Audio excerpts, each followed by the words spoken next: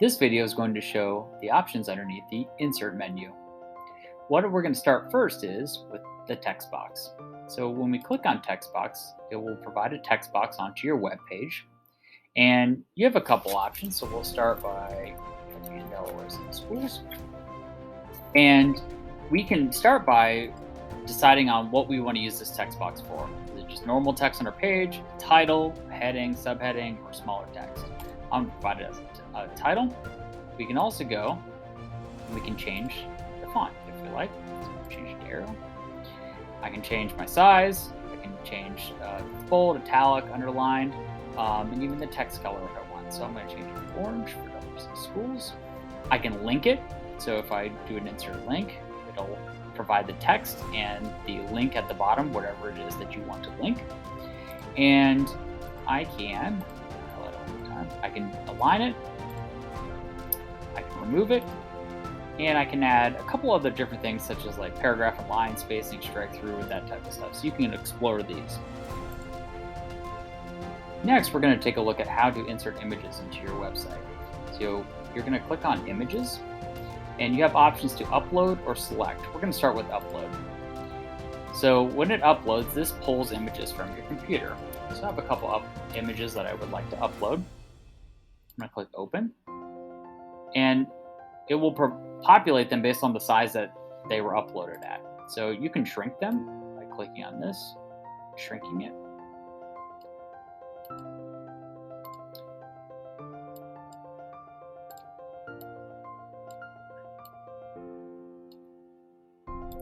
And what you can do is that as you adjust these, you can also move them. So you'll see that there's grid lines here that provide you with places to put your different pictures, and kind of shows you the spacing between them.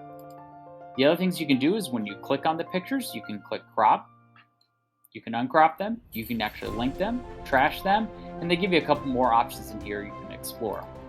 One final thing you can do with images are you can go and select the header color for this. You can duplicate this section if you wish to do so, or trash this section altogether. The other option you can do for images is click on Images and select. And this allows you to add images from your Google Drive by URL, which is you can go to a different website and link the image, or you can use a Google image search to search for images. Either way, when you search for them, tree is that you'll click on the tree and you simply click the Insert button, and then it will populate in the next available space. Next, we're going to take a look at the Embed feature, which allows you to place videos directly into your website. So I'm going to go over to Embed, and you'll notice that you can embed videos by URL, which is the website that they're from, or the embed code. So I have a Bill Nye video up here, and you'll notice that on the share settings down here, the share button, there's an option to embed. You can copy the link or embed. I'm going to go ahead and embed. And you can actually even start it at different times if you want. So I'm going to go ahead and just copy all of this. And then I'm going to go back to my template. I'm going to go to embed code. Type, copy and paste this in.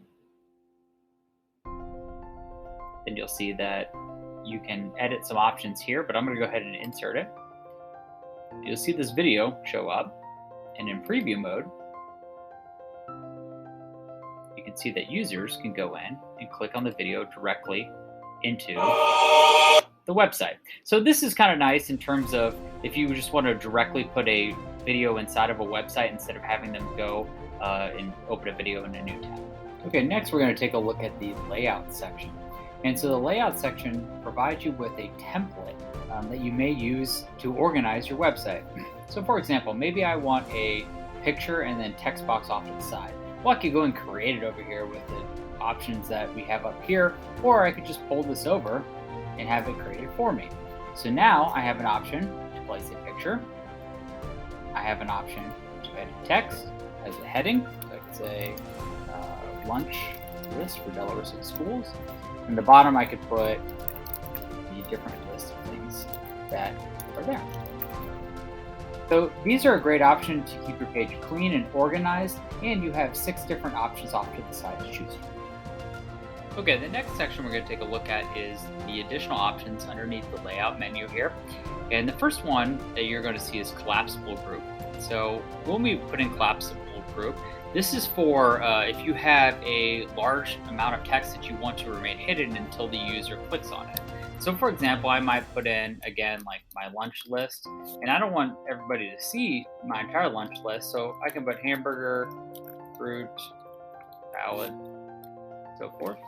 And then when the user goes and looks at it, they'll see the lunch list and they can click down on it and hide it so that I don't have this real long text on my page. The next is your table of contents.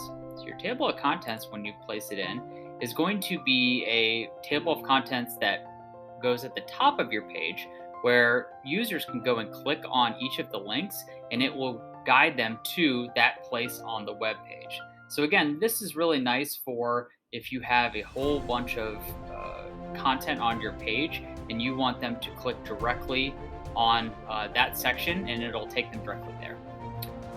The next thing we're going to take a look at is your image carousel. So your image carousel is going to be provides the users with the ability to see multiple images in a rotating kind of framework. So for example, I'm going to go ahead and click upload images here. And I'll go to my desktop and I'll pick these 3 images. And I'll take a look at the images and I can move them to see which one I want to show first in my image carousel. You'll see why that's important here in a second. And I'll click insert.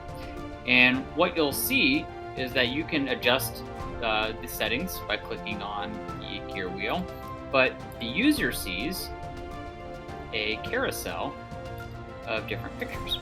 And so they can cycle through all of the pictures. And so it doesn't take up your entire web page. Instead, it just takes up this little box and they can cycle through it. The next thing we're going to take a look at is a button. So if I click on button, a button provides just what it says. It's a button on your page that links somewhere. So for example, if I want to say, I want to link it to a news website, USA Today, I would type in usatoday.com for the link, and I would press insert. And you'll notice that the button here will show up. And there's a couple different options that you can play around with here. But know that when we see it in the preview, the button will be here and I can click it and it'll take me to a link outside of the web page.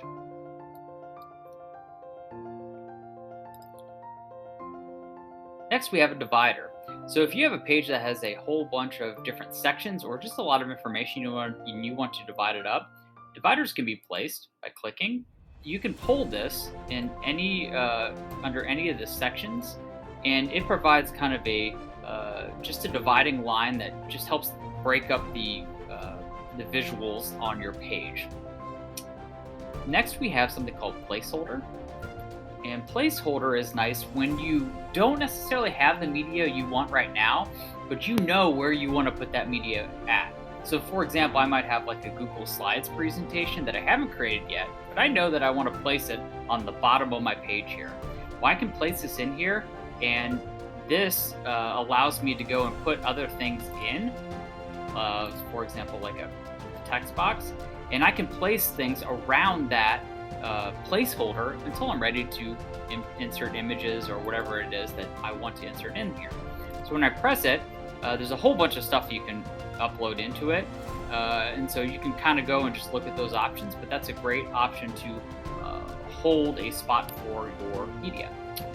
You can do a YouTube video, and the YouTube video will allow you to go in and search YouTube videos and then embed them directly into your page.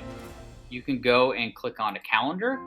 You may not use this, but this is if I wanted to use my website and to show other users my calendar. And they use the Google Calendar, so anything you update in your Google Calendar will be updated on the website. The other thing you can do is a map. And so this is a neat feature if you are having a project that you wanted to show the user where it's located. So for example, I might type in Columbus, Ohio, and it'll provide me with a map. And if I like this, I can just hit select, and the user will see at the bottom of my page a map of Columbus, and they can engage with it. They can zoom in. They can even view a larger map in another tab if they wish. Okay. Up next, we have a couple different things, and I'm going to put these all together in the same category, but this is just documents that are from your Google Doc. So I'm going to start with Google Docs here, and I can go in and just select a Google Doc from my drive, and it'll take just a second to load. Let's say, for example, I am going to do my Google Sites tasks list, and you can see that this step sheet loads up as a box on my website. And so I can load into another page, but I want to show you how it looks on the preview side. So you can see that if the document is shared with users, they can go in and they can view any Word document that you want. And so this goes with any of the different Google Drive documents, so docs, slides, sheets, forms, charts. Just make sure that you have the sharing set up so that anyone can view the document that want them to take a look at.